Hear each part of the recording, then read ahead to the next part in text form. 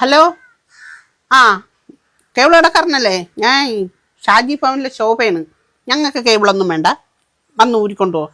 കാരണമൊന്നും പറയാനില്ല, അങ്ങ് ഊരിക്കൊണ്ടു പോയാൽ മതി.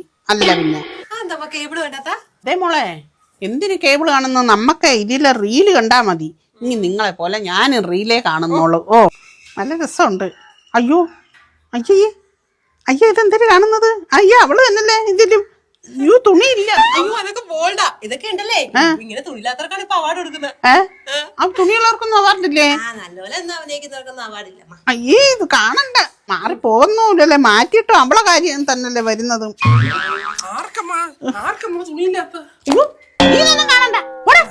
മൊബൈലൊന്നും കാണണ്ട.